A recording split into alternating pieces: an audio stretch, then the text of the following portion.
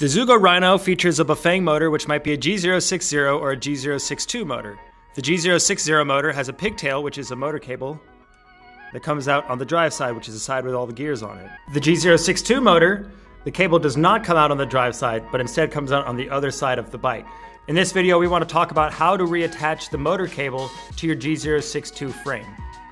There are two zip ties that we want to reattach whenever we do any sort of wheel maintenance, whether it be changing our tire or anything that involves taking our rear wheel out of the frame. One of them is located here, and you have a little tab where you want to attach your pigtail to.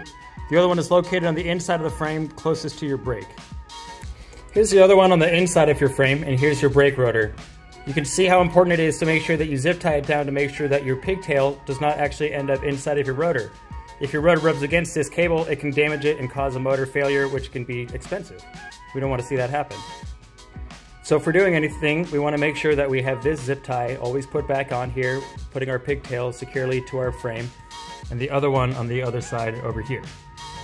This is going to be different if you have a step-through model. This is for the step-over, and the step-over is the one that has the top bar on it.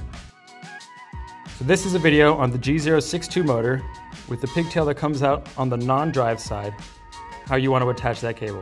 We have this one here that runs into the frame over here and runs into a hole. And the other one, which is located right here on the inside.